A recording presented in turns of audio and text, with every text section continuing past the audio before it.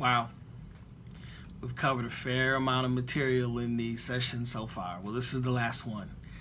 So far you've learned a little bit about me, some of the different foundational aspects to this work.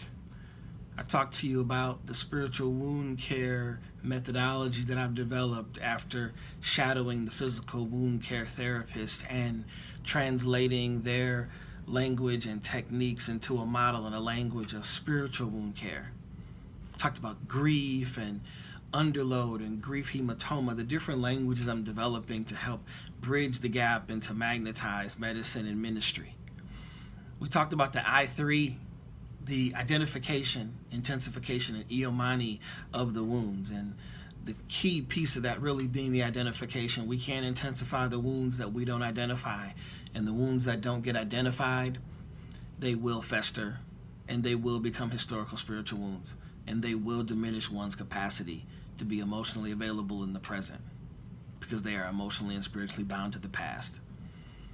So in this last session, I want to just show you a little bit of a deeper level that just like physical wound care, it's not about, spiritual wound care is not about applying some magic potion or some ointment or having one visit with a patient and everything is fine.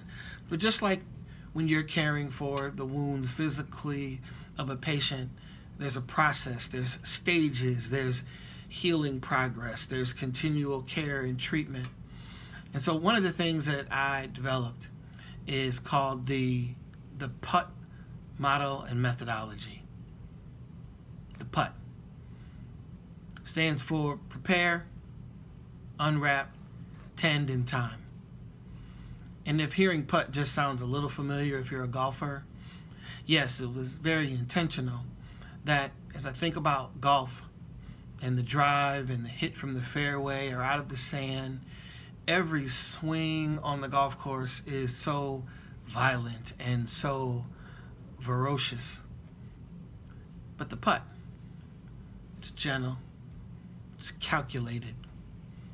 It's the only time you can pick up the ball and look at it and clean it off and check some things out before you make your play. So I think with spiritual wound care, there's a gentleness, there is a looking at situations prior to taking any actions. But each one of these is modeled off of the physical wound care, and each one has its own meaning and it has its own process. When we prepare, we're talking about preparing the people, the place, and even self as the care provider. So I think even as nurses or different interdisciplinary team members, as we come to care for and serve patients each and every day, we may be coming to take care of the space, but there's a preparation for ourselves that also needs to be done in order for us to take care of them in the most healthy ways possible. When it comes to the woundedness, after we've prepared the people and the place and we've prepared ourselves, we come in, we're going to unwrap the wound, unwrap the situation, unwrap it sometimes in silence. We've got to unwrap the wound and see what we have to work with. Yes, they're hurting. Yes, we know that there's some avoidance. Yes, we know that there's some pain, but we don't know what the wound looks like until we do an unwrapping of the wound. And then we do attending to the wound. We tend it with various techniques and tools, and then we tie it up. In the tending, we rewrap it. So after we've done all of this tending and using our tools, providing medicine, we want to wrap it up and we create an atmosphere within which healing can occur. That's the tend. And then lastly, the time. We want to give it time. We want to lay aside. We want to let it rest. We want to give it some time, and then we're going to come back and we're going to do it all over again. Prepare the space, unwrap it, see what the progress has been or the regression has been. We're going to tend to the wound, rewrap it, and we're going to give it some time. That's the PUT methodology. And I learned that, as I said, from shadowing physical wound care therapists. So how we do that, and you can even do this in some of your own practice, how we do that in preparing the people and the place is we greet, we introduce, we inform, we identify who we are, we inquire how they're doing. Sometimes we use prayer or music, sing a song. We may read or review what we did on the last visit. All of that is about preparing the space for what's about to take place in this encounter, making us present in this moment. To prepare self, I always look at Matthew 17:21 or Mark 9:29. These are the texts of the transfiguration as Jesus has gone up on the mountain and he's come down. And his disciples have encountered a man with a son who has a spirit. And they could not heal him. They could not cast out this spirit. And they ask Jesus after he does it, why couldn't we do it? And Jesus says, this one comes out by nothing except prayer and fasting. And I asked myself the question, when the issue was brought to them, was that the time to pray and fast? And no, it was a preparation for self, that they needed to be prepared for when the issue and the encounter was brought to them. I need to be prepared when the woundedness of someone's spirit and soul is brought to me. Just like in healthcare, we are prepared when they bring us a patient who is physically injured. So it's not just about my mind or my body, but it's about preparing the soul. So the preparing is about the people, the place, and even self, the one who is providing the care. And then how do we unwrap it? I watched how they unwrapped wounds, how they would undo the bandages, how sometimes the bandage would stick to the wound, and how they would have to put ointment or water or salve on it to even get the bandage off. But what do they do to unwrap? Well, in spiritual care, in spiritual wound care, you'll see us or you'll hear us. Sometimes we listen, we explore, we inquire, we wonder with them, we confirm things with them, we affirm them, we reflect with them. We assess. We raise awareness to things that we're seeing. We're unwrapping the wound to see what we see. In the unwrapping, there is also an assessment. I can imagine it is when we receive a new patient and when the nurse goes to a room to do an assessment, they're really unwrapping that patient. They're asking questions, they're listening, and they're assessing. What do we have here to work with? What are the needs of this individual? What's healthy? What's unhealthy? What are their symptoms, their signs, their situations? That's what we're doing when we go and we do an unwrap. And I can recall that in the Gospel of John, Jesus met a woman at the well, and he told her about herself. And Jesus said to her, "Go and call your husband and come here." And the woman answered and said, "I have no husband." See, he's unwrapping her situation in his question. He knew she didn't, but he wanted to know, would she reveal her wounds? Would she be transparent and vulnerable with him? That's what we do in the unwrapping. I could rip off the bandages of someone, but it does no good if they're not going to participate in their own care. If they're not here to get treated, I can treat all kinds of wounds on people who don't want to be treated, but it doesn't do any good if they're not going to participate in their own care. So raising awareness in the unwrapping process is a very important thing that we do. And then there's the tending. The intensification. How do we tend to these spiritual wounds, these historical spiritual wounds that patients and families and others have? And just like in wound care, we touch. Sometimes we hold hands. We apply salve. We teach. We inform. We raise awareness. We probe to the depths of their emotions and the depths of their faith traditions. We assess them. We validate by listening. We provide emotional availability, affirm their humanity. Sometimes, this is one of my favorites, we even provide pastoral confrontation to let them know, I can see that there's something behind the veil. I'm not going to force you to show it to me, but I'm also not going to ignore that it's there. Sometimes we provide pastoral confrontation. We tend it with prayer and with music and song and scripture, meaningful quotes, appropriate touch, all of this. In the Gospel of John, chapter 9, verse 6, it says that he, Jesus, he spat on the ground and he made clay. And with this, his saliva, and he anointed the eyes of the blind man with the clay. He's applying a technique. He's using the tools and the medicine that he has, the dirt and his spit, Sometimes we must use ourself. There's an appropriate use of self, even in the tending. It's all about creating an atmosphere of healing. And one of the things about the atmosphere is vulnerability and aloneness. People, when they've had an unhealthy practice of tending to their historical spiritual wounds, they're already alone. They know what they have going on inside. And very often to tell someone about their wounds, to tell somebody what's going on, when they aren't heard, it makes them feel even more alone. So there's very often where we have to use ourselves to be vulnerable, to create a space so that our emotions are out there first, so that when they put theirs out there, they're not alone. This, I feel, is a very big tool and technique in spiritual wound care to create an atmosphere where vulnerability is diminished by being the first one to put your emotions out into the atmosphere. It begins to build a community of grieving. And while I can be a companion and while I can be one of their community, and even you at times are part of their community of grieving, I look at the community of grieving as like an onion that gets peeled back by layers, and there's a core. And at that core is really, that's the core of your grieving community. Typically, it's your closest family, your closest friends, your mother, your father, your brother, your sisters, whoever you're closest with. And then you have other layers of acquaintances, and then you have other layers of maybe your church family and friends, and then you have other layers of doctors and nurses and chaplains that are caring for you.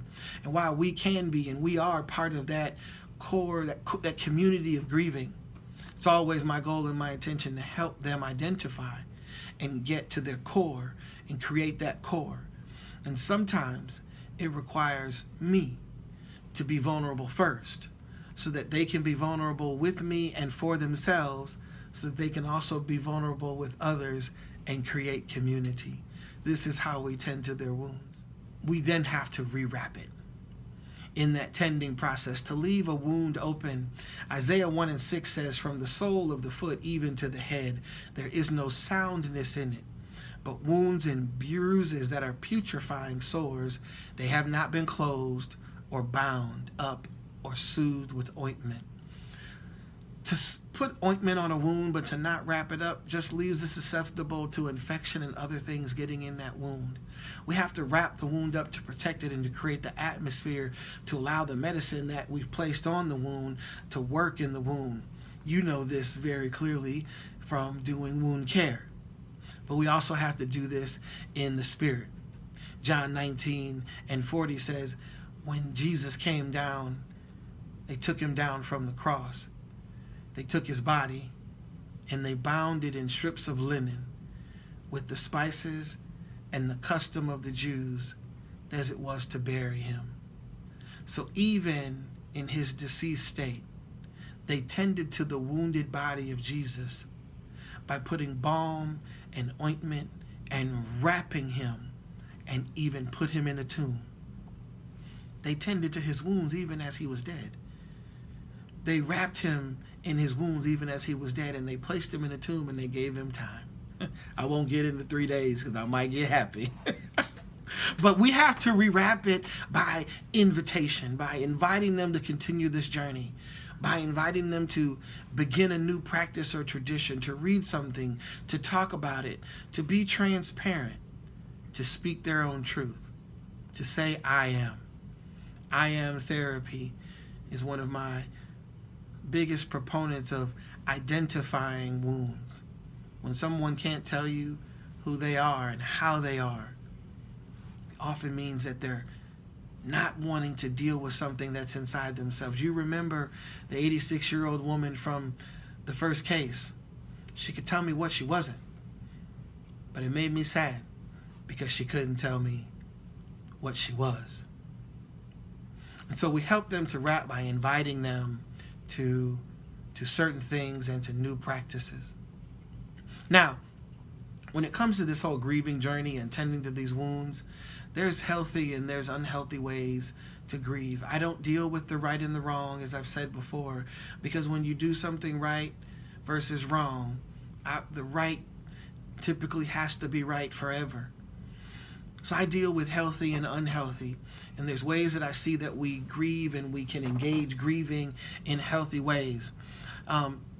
Tamar in the Bible, she was abused by her half-brother. And then her full brother took her into his home. He saw that she had been taken advantage of by her brother. And he tells her, don't speak of this. Don't let this thing become the center of your being. Hold your peace. He is your brother. And the Bible says that Tamar remained a desolate woman in his home. You see, when we bury or hide our wounds to avoid the pain, it creates a pressure, a greater aloneness below the surface. It creates a hematoma. And that spiritual, emotional pressure or that hematoma forms as that emotional underload when it is not evacuated. It will cause infection. It will cause spiritual emotion infection, and it will diminish one's capacity. It will cause one to face their existential limits and almost deny their own humanness and become desolate because of the woundedness that they held against themselves. Sounds very similar to the Han theology that I spoke of in the very beginning.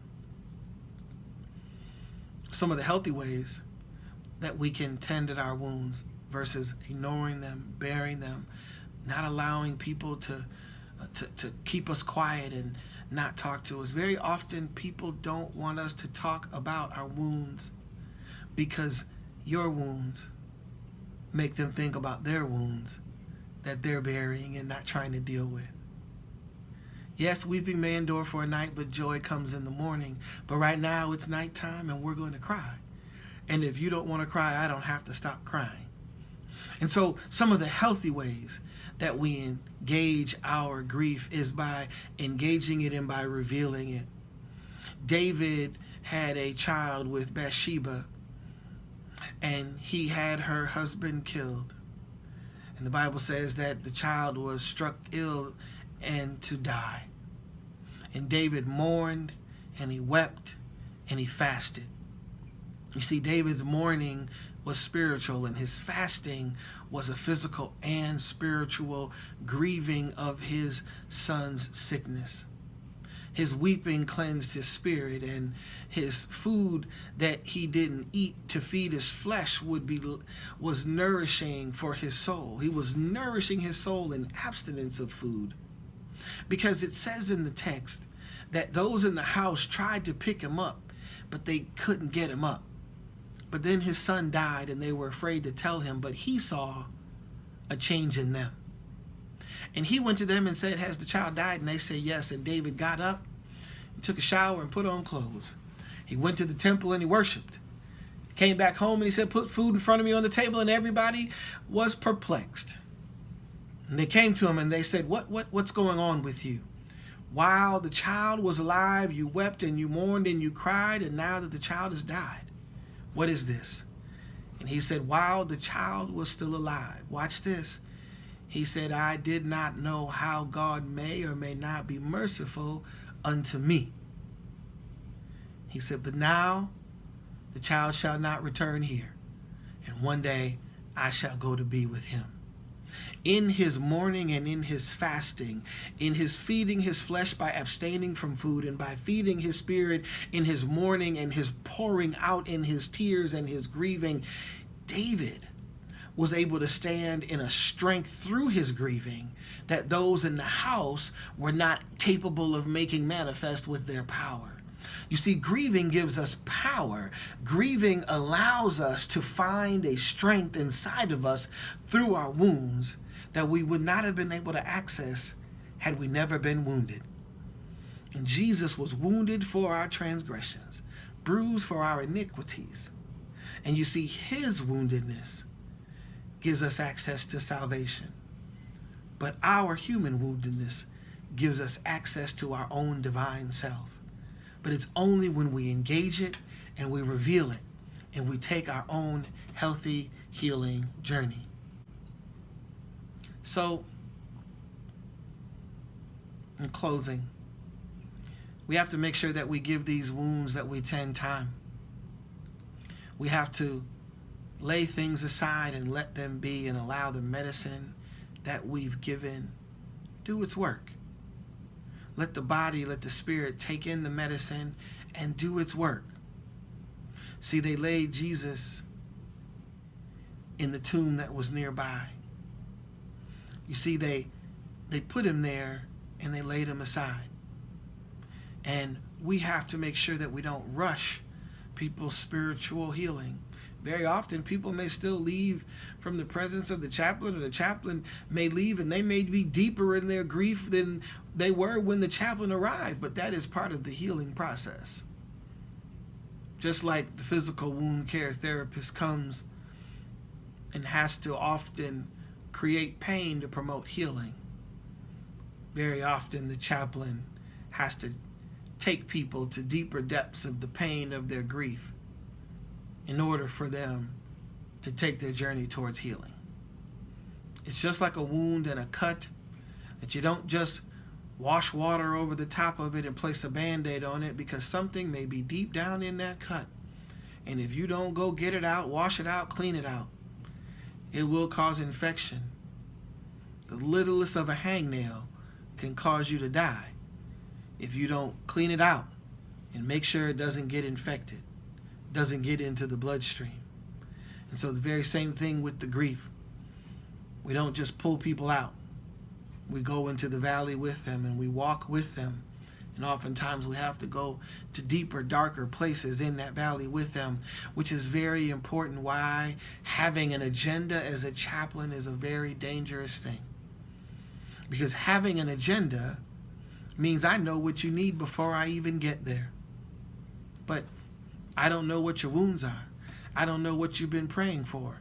I don't know what care other people have provided for you. But I come to assess, to identify what the wounds are. I come to assess the wound to see, is it healing? Is it degrading? Does it look like it's been tending before? Then we choose what medicines are needed for that wound in that moment, and then we intensify it by providing and administering the wound care and the spiritual wound care. And then we give it time and we pray for Iomani. Having an agenda as a chaplain, coming just to do what we want to do, to feel good about ourselves as a chaplain, can be a very dangerous thing. Because we never know what somebody needs. We never know what somebody's faith tradition is. We never know what somebody had received before we got there. But if we take our time and we're present, if we probe with them, if we reflect with them, if we listen with them and to them, we'll hear their heart and we'll give them space to reveal their wounds rather than just having me see their wounds. So what have we covered today?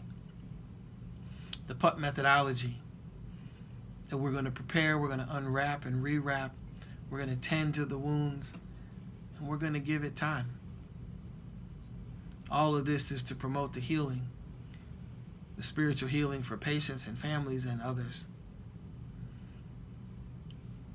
Because wounds untended become historical spiritual wounds.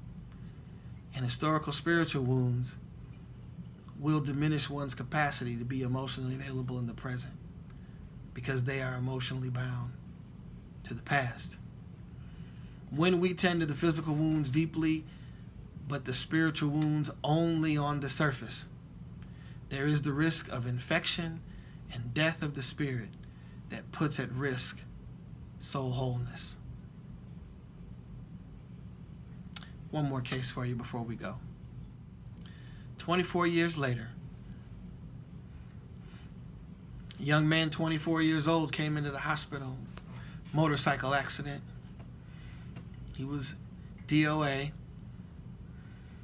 His helmet on, his leg had become amputated in the accident, right above the knee. He didn't survive. We called the family in. When the family arrived, we met them in this little room that was right next to where they had his body. The family didn't know it. And in that room, they called me to go with, and the doctor's there. His mother, his grandmother, his fiance, and his 1-year-old baby. 1 month-old baby. 1 month-old baby. And we tell them he was in an accident and he didn't make it. His mother was standing with her back to the steel door, and on the other side of the door her deceased son laid. And she kicked that door with a veracity that something inside of me said, that is more than this moment. Yes, her son died.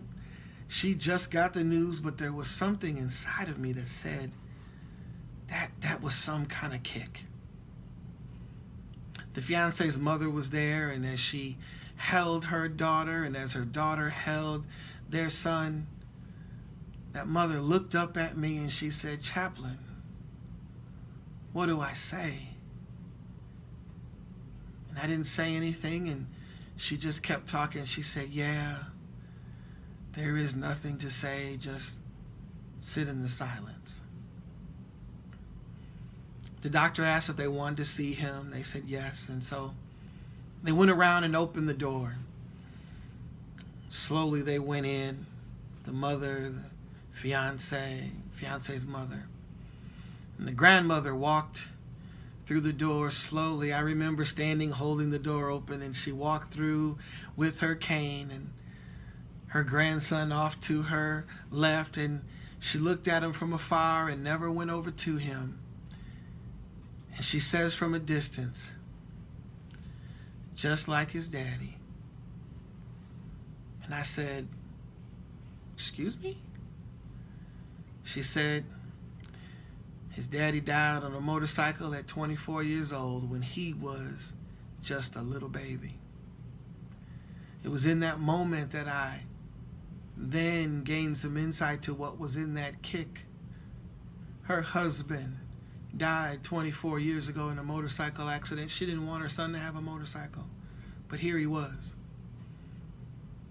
That kick still carried the pain from that motorcycle accident 24 years earlier.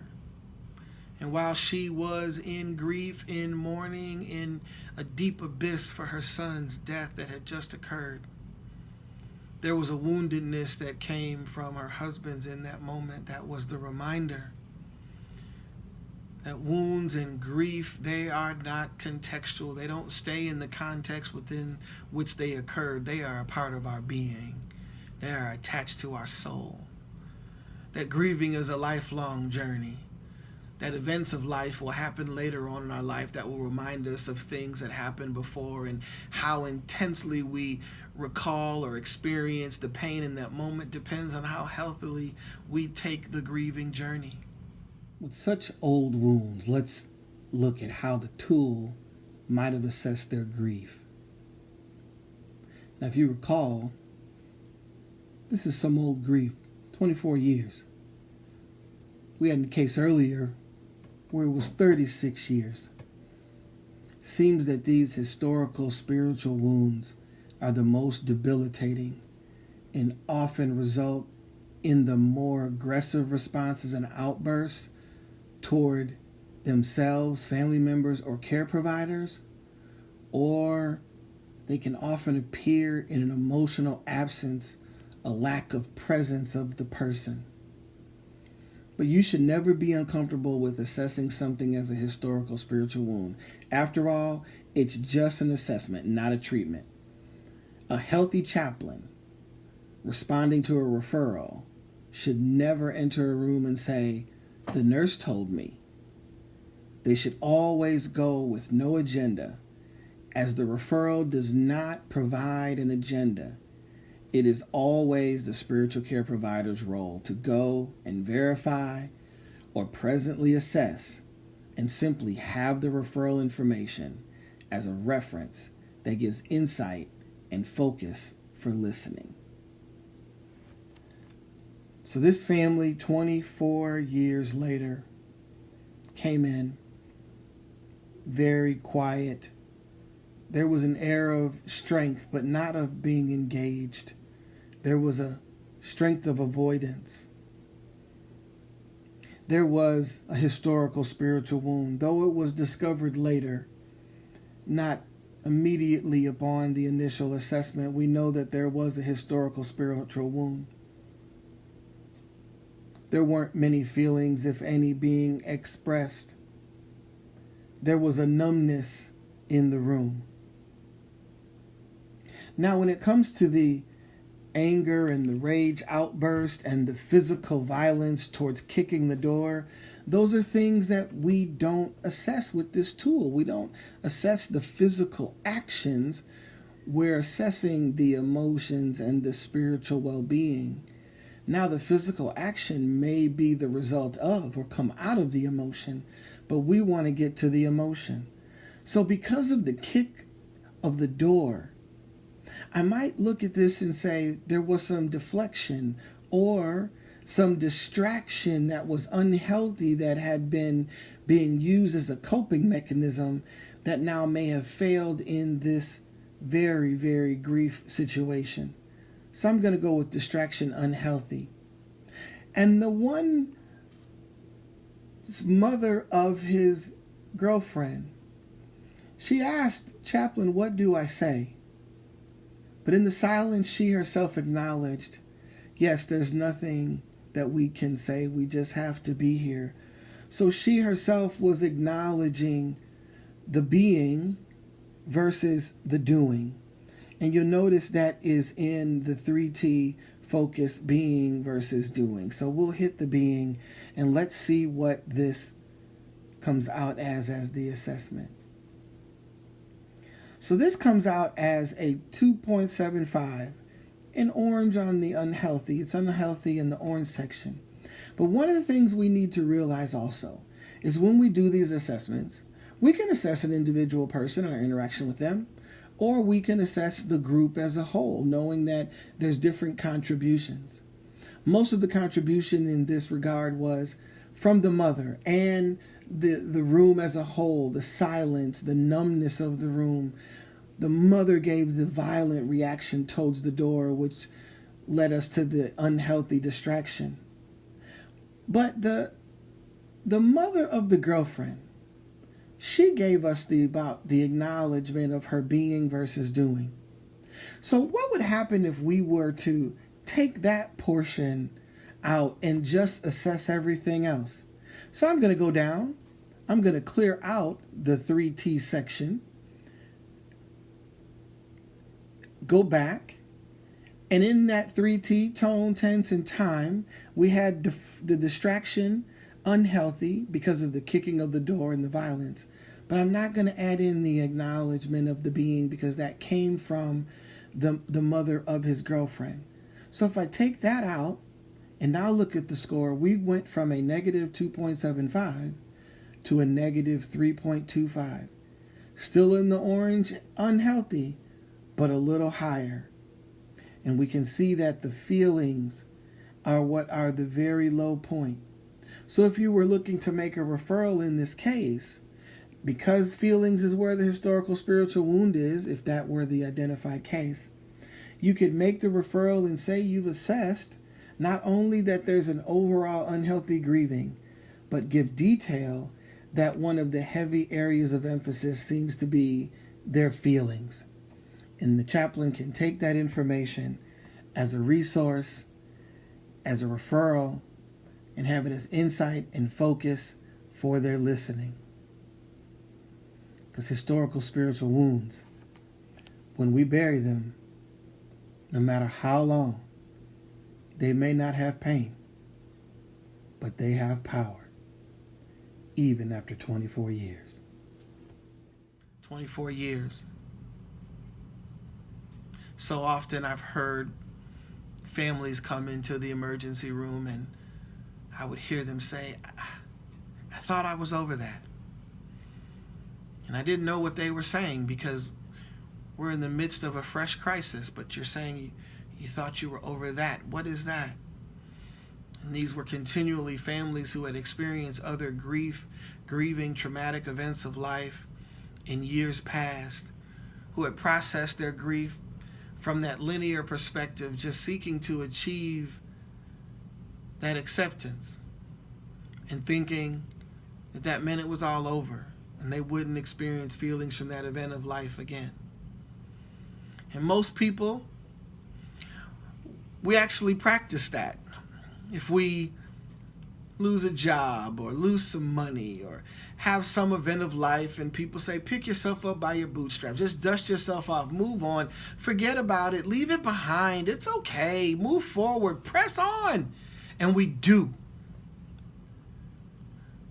Until we face an event of life, like a sick loved one or the death of a loved one.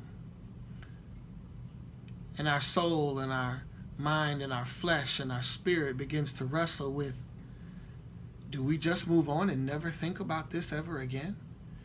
Do we just move on and live like this never happened? I don't want to forget my grandmother. I don't want to forget my father. I don't want to forget my mother. I don't want to act like this never happened. But because they had been practicing unhealthy grieving practices with other grieving events of life, other things that delayed or denied dreams, they didn't have built up a healthy grieving practice in this very existential facing event of life. So we have to remember that whenever families, whenever patients, whenever people come into our presence facing a traumatic life event, that is not all that is coming with them. And we don't know their journeys. We don't know how healthily they have or have not processed past events. And that practice will impact how they healthily or unhealthily process the present event. But if we use the tools, if we gain some awareness, if we listen, if we use the flat, we can assess the healthiness or unhealthiness of their grieving. We can make referrals for care. We can make a spiritual consult for support, or we can make a spiritual report just to let somebody know what's going on or what we've observed.